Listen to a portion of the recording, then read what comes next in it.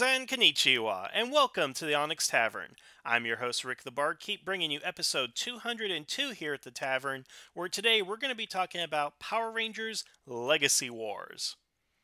Now, just for context, I feel that the last time we had a great Power Rangers game was way back in 1995 with Mighty Morphin Power Rangers, the Fighting Edition. That was like the first and really only game in which you're able to fight as Megazords against monsters and Megazords against Megazords. I mean, that seems like a simple concept that it took them until 2017 to really replicate that. I don't know who is dropping the ball on this, whether it was Bandai or THQ as they were making the games for a while, or Saban or Disney or whatever. But Power Rangers lends itself to multiple video gaming genres. Now, the most obvious is the fighting games, and I did think that, the Fighting Edition was a great game. I wish they had made a sequel. I wish they had made more of it. I wish it would have been a continuing series like Mortal Kombat and Street Fighter. But they didn't. They made the one game. I don't know how well it sold or what people thought of it, but that was like the best Power Rangers game I had ever played, and I still have it. And as soon as I find my Nintendo somewhere in that storage locker, I'm going to go ahead and play it again. Now, a close second, of course, would be ZL Battle Racers, which I know now is a Mario Kart clone, but surprise, surprise, I actually never played Mario Kart back in the day with my SNES. So for what it was, and that's all I knew, it was great, and I enjoyed it, and that's a close second. But that's another genre that Power Rangers does fit well into, is a racing genre. But I contend that you can make a Power Rangers platformer, you can make a Power Rangers first-person shooter, particularly if you make it in the style of the Metroid Prime games. If we have like a Power Ranger game that was similar to those games, oh, that would be awesome. Except no Wii controls and all that. Couldn't even play 3 because of all that. But of course, I personally, I would love to see a Power Rangers RPG game. Something that is not overblown like Final Fantasy with weird aesthetic choices, but something like, I don't know if you guys ever played this, but I would say my favorite RPG of all time, and I know this is going to be weird for you guys, is Lord of the Rings: The Third Age for the Nintendo GameCube. If you haven't seen it, go look it up. I just found that as a really enjoyable experience. It was relatively simple because the problem I have with RPGs, particularly JRPGs, is that it's got so much stuff going on in the background. It's like, I just want to play. I don't want to spend 20 minutes in a menu. Now, that's just me, of course, and if you guys like that, that's great, but I kind of thought the Third Age was kind of like Final Fantasy, but simplified in a way. Now, I'm going off on a tangent here. The point of all this is that it's been a long time since Power Rangers made a great game. They've had games in subsequent years leading up to this year. But when was the last time you guys played Samurai for the Wii?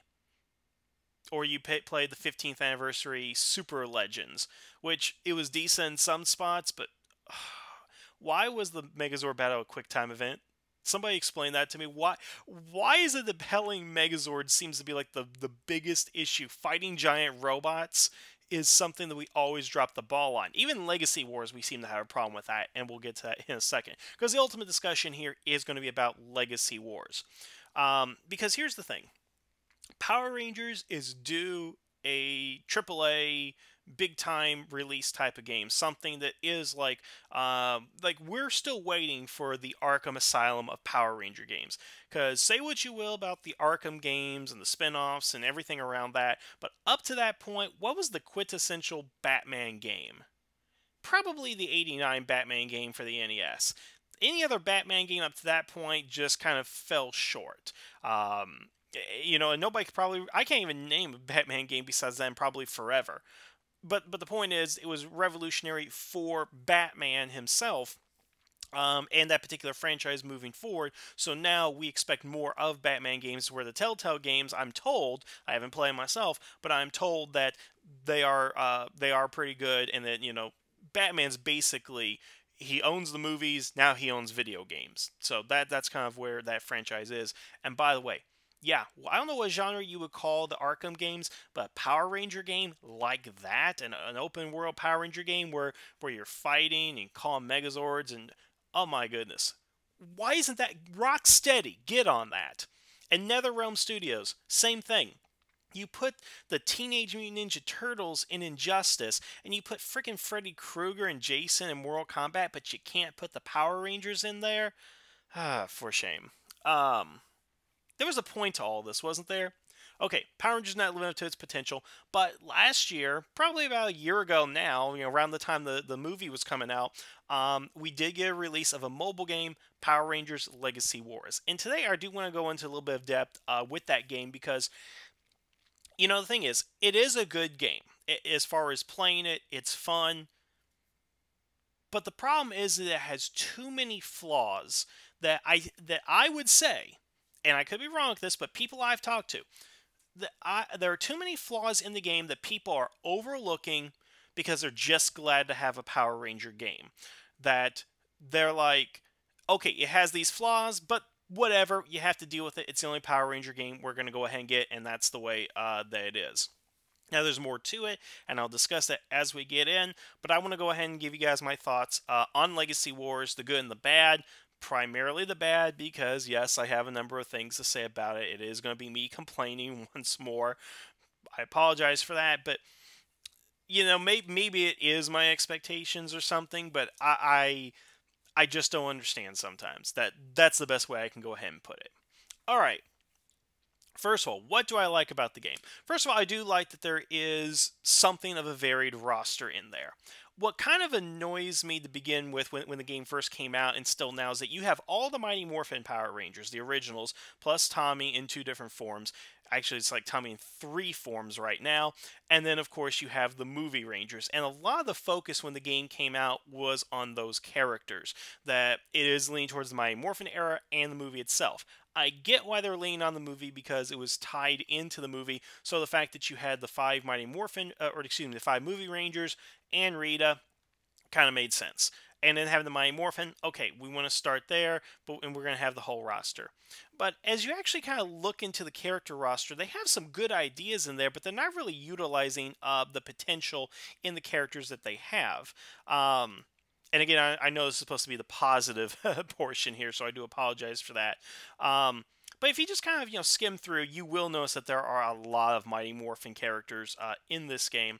Lost Galaxy has like 3 representatives. In Space has 3. Zeo has 2. Let's see, Wild Force has 1. Dino Thunder has 2. Mystic Force has 2. If you go ahead and count Korag, and of course I'm not. I'm scrolling through the game as we're playing now. SPD just got 1. Jungle Fury has 1 with Daishi. Let's see. Samurai has 2. Mega Force has 1. Super Mega Force has 1. Dino Charge has 3 characters. And of course, Ninja Steel has 1. And there are a number of seasons that have no representation whatsoever, which is a problem. Now, I'm not losing sleep over Ninja Storm or RPM not having any characters, but I'm about to say, Lightspeed Rescue doesn't have any characters in it. And I think a lot of people are a little concerned that Time Force is not in that either. But there is a good variety that we have in there. But there are characters that I just kind of question what they're doing in here. Like, I understand we have to have some villains in Zed and Rita that kind of make sense, Mesogog and so forth. And I was really surprised they put Rito in there. I was glad that they put Rito. Because, Rito is a character that is really kind of big in the franchise when you talk about its history and one of the more enjoyable villains of the series. But he really kind of has been regulated to a footnote in recent years. It's like, oh, it's Rito, and moving on. There's more attention given to the Pudgy Pig than there is Rito, and I think that's a problem. And I'm kind of guilty of that myself as well. But I am concerned. Why is there a movie Puddy and movie Alpha in this game? Why is that? And then, like, we have Green Ranger version 2. Now, I actually had to look up who this was, because like version 2, and I looked at the design, I was like, I have never seen that design before. What's the big deal with that? Well, it turns out, and I don't know who did this off the top of my head, I probably should have looked that up beforehand. Somebody did like one of those Death Battle matches, but not the Death Battle channel, where they had Tommy as the Green Ranger fight against another character, and I think it was like Ken or somebody from Street Fighter, and that was the costume they gave him. And then later, I think the same thing did Tommy as the White Ranger fighting against Scorpion. But what kind of bothers me here is that not only do we have another Tommy character, and Tommy's represented by 4 different characters in this game, um, and we had to take an artificially created one to put into the game, which is a little bothersome because that's basically fan art that's seeping into the game. What else is fan art is the fact that Lord Darkon, and I hope I'm pronouncing that right, is in the game as well. And we'll talk about the comics another time, but I will say right now that I think Lord Darkon has the most ridiculous costume of any Ranger in the history of Power Rangers or Super Sentai. Um, when you if you had never had any context on who Darkon was and you looked at him, you would be like, yeah, so why is this fan fiction doing an official canon video game? I have some problems with that. We'll talk about that later, but yeah, Darkon, another Tommy in the game. Yay, 4 Tommies to play as. I guess somebody wanted that. But I do like the inclusion of the Black Dragon. Even though the Black Dragon is not really a character within his own right, I do like the inclusion of that character in this game. Um, again, it's a fun game to play. Here's the thing. It is a fun game to play.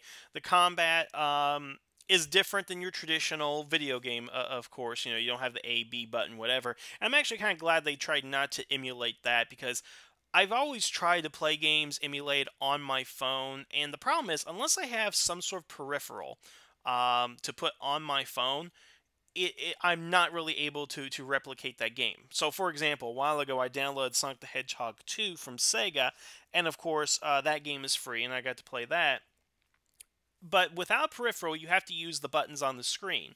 And I think everybody's screen is different, and of course, my screen is maybe calibrated wrong, but if your finger slides, your thumb slides, you can't press the button. If it's smudged, it's not properly responsive. It's just kind of a mess. And I tried to play the Sonic game, and I died on the first level over and over and over again.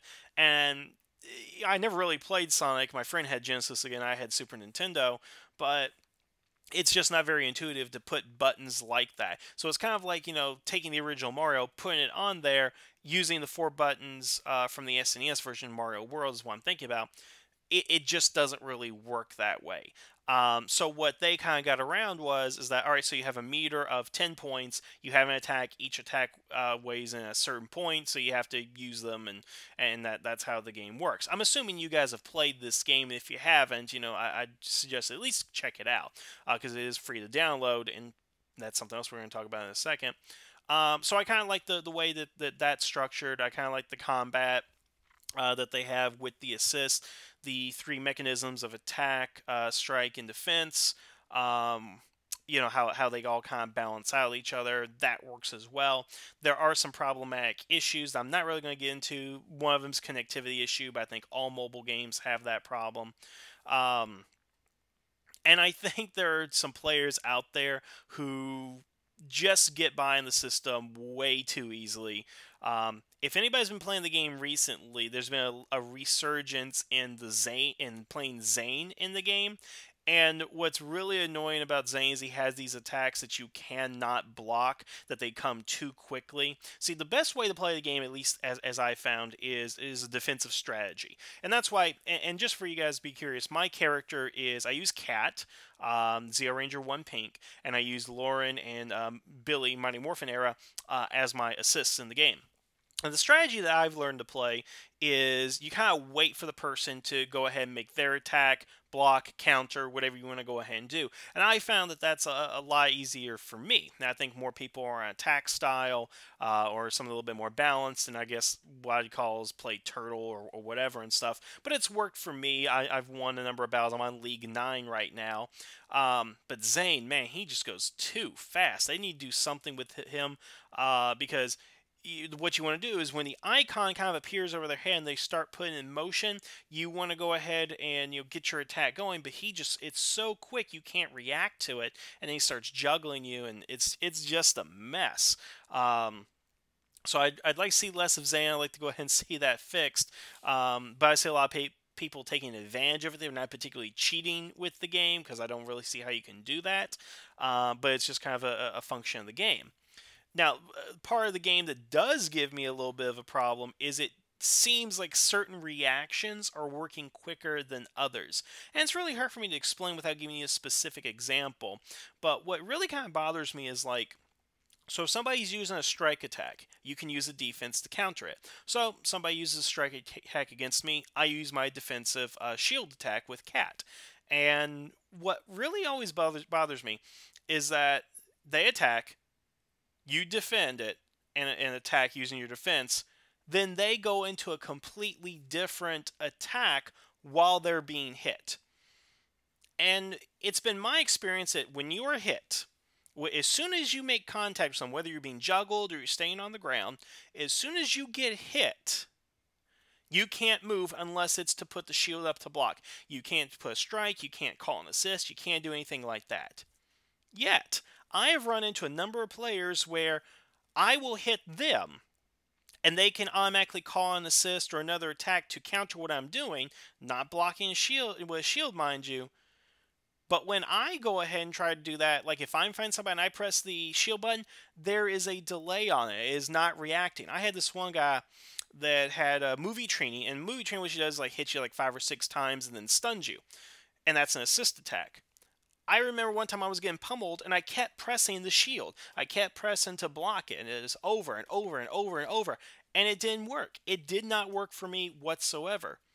And I don't know why that is. But I have played the game a number of times where I will use Trini, and I've stopped using her because I've upgraded the Billy, is I've used Trini for that same purpose, and yet they will block me every time.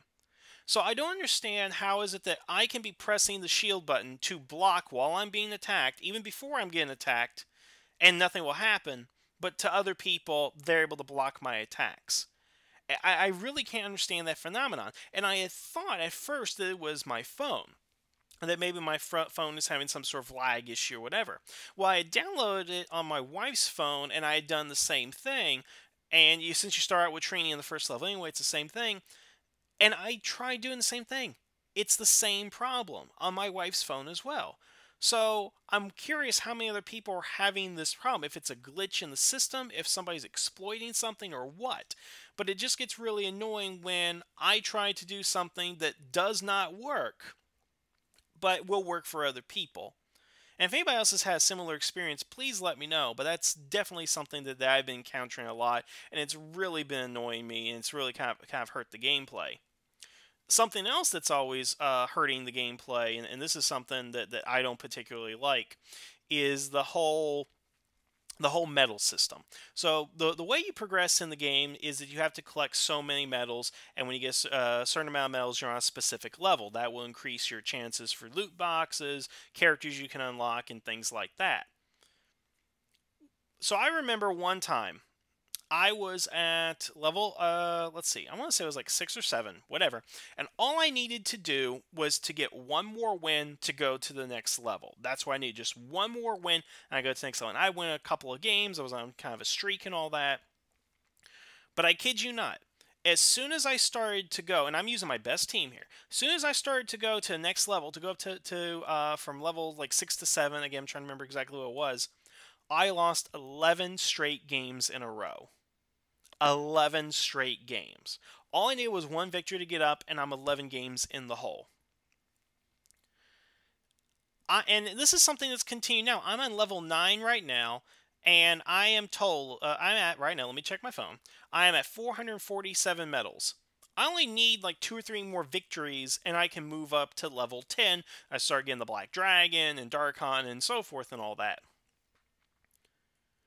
Yeah, especially when I go to the Zord Graveyard, because that's like the coolest background in the game.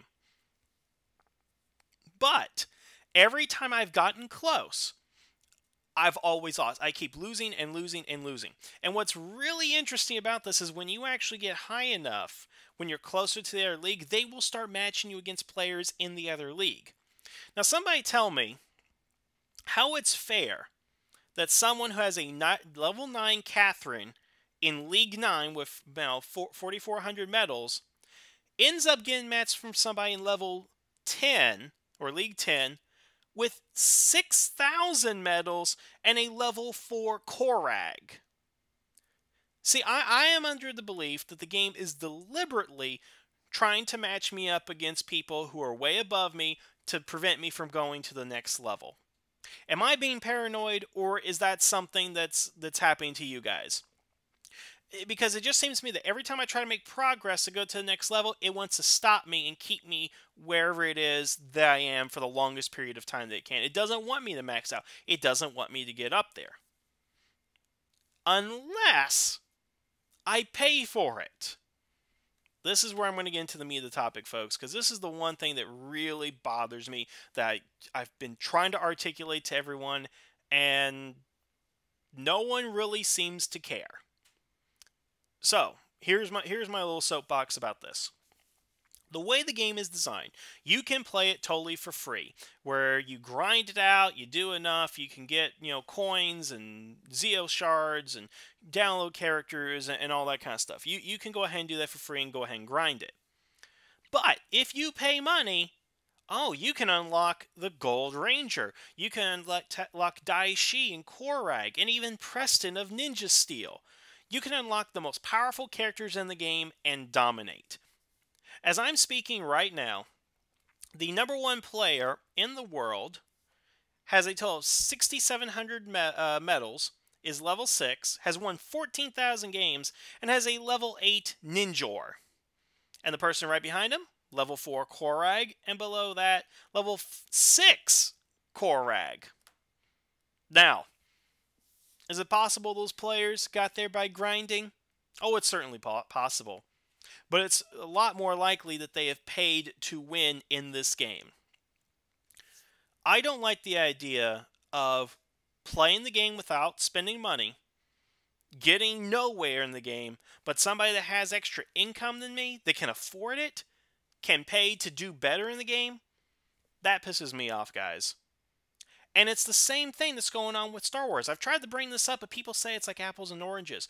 I don't see the difference in the loot box system in the way that Battlefront 2 makes you grind for 80, 90 hours wherever just to get Luke Skywalker, as opposed to this game, which I have been playing since March of last year, and I still have not unlocked movie version Rita. In what, 10, 11 months? I haven't gotten movie Rita? And now they keep coming out with these legendary Rangers, who you can only get by buying them. I'm sorry, but if my favorite character is the Gold Ranger, why should I have to buy him? Why should I have to use real money to get him? Shouldn't the reward actually be for, playing the game and doing well? And people are saying, well, it's a freemium game. That's the model. That's what you have to go ahead and do. Now, wait a second. Says who? Who says that? Because I find it odd that people are defending the fact that, we have to play the game, we have to pay for the game because they gave it to us for free. Again, says who? Just because it's a quote-unquote freemium game and it's been done like that before doesn't mean they should go ahead and do it now. I mean, how many of you, seriously, count of hands, put in the comment section, how many of you love to pay for this game? How many of you want to pay to win? None of you, I bet. Nobody wants to pay money to win this game. They just want to play it and get good at it. Here's the thing. I want games that are based on your skill as a player, not on how much money you have. Take a traditional fighting game. Take a Mortal Kombat. The best thing about those games is that they reward you for memorizing, pulling out the combos, and actually doing well. Now imagine you had to play a Mortal Kombat game where they said, if you pay us $5.99, then we can buff up your stats and make you dominate on online boards.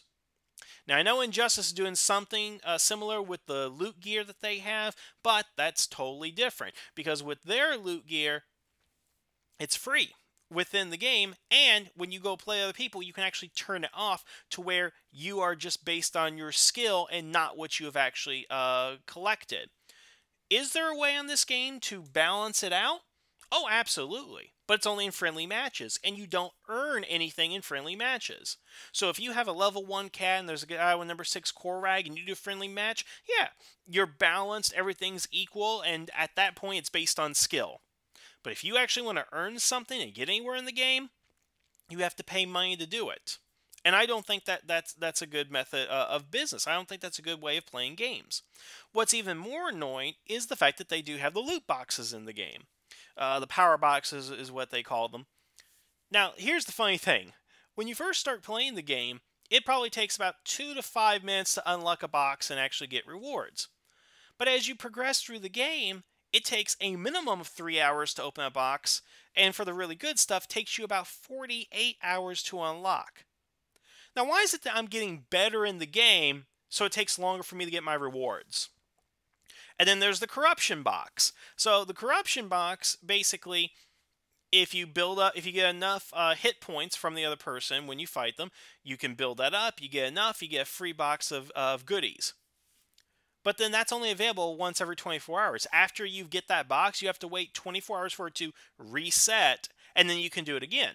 So why is it that I just can't keep fighting, getting these points, and earning stuff? Why can't I just play for a couple of hours straight and start earning more gifts, more loot, basically?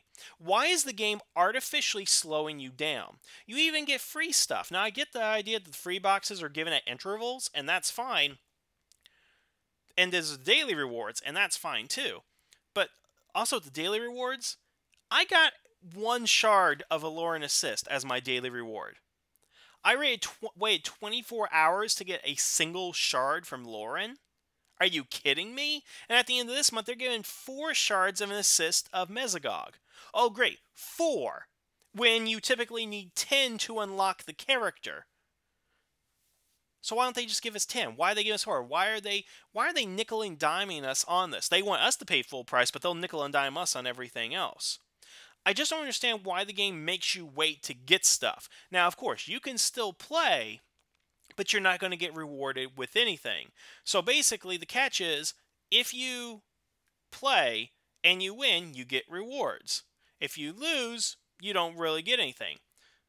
But if you were playing at a point where you have all your loot box slots full, which there's only 4, I don't know why 4, it's an arbitrary number, and you're not doing the corruption box, then you winning, you get nothing, but if you lose your medal. And that brings you down, and you can't get as good rewards.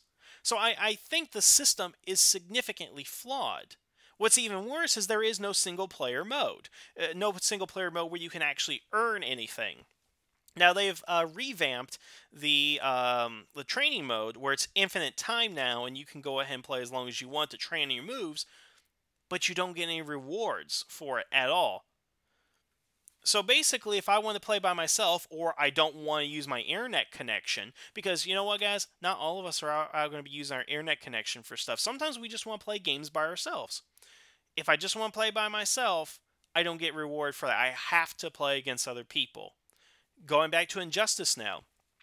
If you play that game by yourself, offline, you actually get rewards. When you do challenges and stuff, they give you loot boxes, you get new gear, new costumes, all that stuff. If you play by yourself here, nothing. Nothing. They want you to play against other people, I get that, but with all the problems I just mentioned, it just makes it far more difficult to really gain any traction in the game to earn those rewards, and then of course, you're not getting much out of it anyway. Something else that's particularly annoying. I hate having the fact that the movie Putty is in this game. I hate him, I hate him, I hate him. I don't want him. He's slow, he's clunky, he's not aesthetically pleasing. He works in the movie, that's great. But in the game, I don't want him, so I never use him. So imagine my surprise when every time I get a loot box that I get like high numbers, I always get the Putty. I had one loot box where it's like one of those ones you have to wait like 2 days to go ahead and get, and when it gave me the shards and all that, I got like 170 shards of a Putty assist, and I want to say like 600 shards of the movie Putty, the lead. Why? I don't play as that character. I don't like that character. Give me some more of Zack's shards. Give me some more of Danny, the Wild Force Ranger. Give me Coda. Give me Robo Knight. Give me the characters I actually want to play as. I recently was able to unlock Udana, but every time I play the game and I get those rare shards, I get Rita, I get Megazord, I get Xandrid. I get characters I don't play in this game. And I'd like to be able to up my game on, like Lauren, but I never get any shards of her. She's at level 2 and she's been at level 2 forever now. And I have like 9 what was it? I have 8 shards of movie Rita. Haven't been able to go ahead and get her at all since March. And let's see, who else do I got? I got 1 shard of the Gold Ranger, Joy, 2 shards of Preston, and who else do I got here? Yeah, I mean, like, and here's a great one. I have the Black Dragon. I have 9 shards of Black Dragon. I've had that since he was introduced. So in the last several months, I haven't got a single shard of Black Dragon. The game doesn't give you what you want. I hate the idea that you have to unlock these characters. Why not just let us have whatever character we want from the onset, and then let us gain their abilities as we go down the line? They don't want to go ahead and do that. They want you to they're forcing you to play with characters that they want you to play as. Now, if you pay the money, oh yeah, you can have any character you want. Go ahead and play as the Gold Ranger to your heart's content. But I'm not going to play their game. I'm not going to I'm not going to pay money to play their game. I want to have Robo Knight at level 8, but I never get his shards. I want to have Dr. Morgan to be, the Purple Ranger is my elite character, but I don't get enough shards to make her powerful enough. Oh, but I have enough shards to get movie Alpha. I have enough shards to get movie Putty, and of course I have plenty of shards for Master Xandred. But I don't play those characters. Doesn't the game have a metric that realizes, oh, you never play at this character, maybe we shouldn't give you these shards? Or you play as Catherine a lot, so we'll give you more cat shards to ensure that you play the game more since you like that particular character. And of course, I'd love to play as Daishi. I love his character design. I think he's pretty cool. But unless I pay, I'm never going to get a chance to play him unless they decide to start giving me shards. And another thing that's also kind of annoying, and let's get into this, is the Megazords. And this has a similar issue as well. As of this recording, we only have 4 Megazord options. The original Megazord, which is called the Dino Megazord in this game, the Thunder Megazord, the Pretazord, and Goldar. So, of course, and I haven't mentioned this before, but they have 4 different levels of ways you can receive shards. You have commons, rares, epics, and legendary. And I think I got rare and epic mixed up. But when you play the game, if you go into Megazord mode, 99% of the battles you'll have will be against other people with Megazords because it's the most common you can go ahead and get. Well, that's all good and dandy, but you know what? I'm going to play as the Thunder Megazord. Can't, because it's legendary. If you pay money, then we'll let you play as the Thunder Megazord, but why don't you just play as the regular Megazord until you actually pay us? And you know what? The one character I do hate in the Megazord mode is Goldar. And they have a challenge mode in the game, or missions mode. And basically, if you accomplish certain tasks, you get certain rewards. Ever since they introduced the Megazord event, your reward has always been a piece of Goldar armor. Every single time. If I wanted to, I could probably have like a level 20 Goldar right now because I have so many pieces. I haven't even bothered to unlock him because I don't want to use him. I don't care about playing Goldar. I would love to play as the Thunder Megazord, but I don't have enough shards to unlock it. I think the most I've ever gotten was 2 of the Griffin. And again, I've played it every time that it's come out. But no, they'll keep giving me the movie. They keep giving me the original Megazord. They'll go ahead and give me Goldar. And I recently unlocked the Pretazord, but it's my weakest one right now. I don't have enough power to combat other people. The game is stingy with anything that you may want. And they said they're going to release more Megazords here in the future. But I guarantee you at least 2 of them are going to be legendary. And the common ones, the ones you're going to get all the different pieces for, are going to be ones that you don't want. Watch, they'll release like the Galaxy Megazord or the Lightspeed Megazord, or they'll release Mega Rito, or maybe Movie Goldar. And then you'll get all those pieces, but you won't be able to get the ones that you like. I wish there was a system where it would let you pick and choose which one you actually want to go ahead and get. Really, I just don't understand why it's so hard to pick your favorites. I mean, imagine if you play Mortal Kombat and they say, no, you cannot play as Scorpion. You must buy him in order to play him. Nobody would like that. Now, there's a difference between DLC. I will admit that. DLC and what comes in the game are different because what DLC is not what's originally on the game, something that they added later, unless you're Capcom. This game right here is adding characters later, but with the initial roster and what you have now, I mean, if I'm starting the game right now, if I was brand new, you shouldn't force me to play as the movie Red Ranger. I should be able to pick any character that I want and progress from there. Why is it that you can't get Udana until you're released on level 8? What if I want to start the game just to play Udana? Why can't I just play Udana when we start? Why do I have to go ahead and wait for this game? Now, again, the rebut that I'm getting is that's how it is, that's how they make money. Well, just because that's how it has been for other games and previous games doesn't mean it has to be this way. It really doesn't. The problem I see with the Power Rangers community in relation to this game, as many as other things, and we'll talk about this probably more in depth later, is complacency. I always hear, that's the way it is, so deal with it. I never hear, yeah, that's a significant problem. What can we do to fix that? Because what I would love to see the Power Rangers community do is talk to the people in charge and say, hey, we don't like this, can we fix it? Instead of getting frustrated and then just, whatever, okay, that's the way it is, we're going to have to deal with it, and moving on, we need to address the problems in the Power Rangers community, whether it's in the comics, the movie, the TV show, or even the video games. If we have a problem, we have to voice our opinions. We can't just say that's the way it is and go with it. And I think that's the biggest problem that we're having with this game, is that we are accepting things that we should not be accepting. And why are we accepting them? Why is it that people keep telling me, oh, that's just the way it is. If you don't like it, don't play it. Okay, why are you defending them? Why are you defending the ability for this company to make us pay for things that we want in a game that's free? What's your stake? Why are you saying that to me? I have had a hard time really trying to find somebody that agrees with me here. All they say is that's the way it is. But beyond that, what else is there? Okay, so that's the way it is. What can we do to change it? And I hear nothing. They don't respond or say, there's nothing you do. That's how it is. There's nothing you can do about it. And I just find that, well, stupid. I mean, at what point did people become so complacent they didn't demand more? I mean, again, let's compare Power Ranger fandom, we Power Ranger fans as a whole, compared to Star Wars fandom.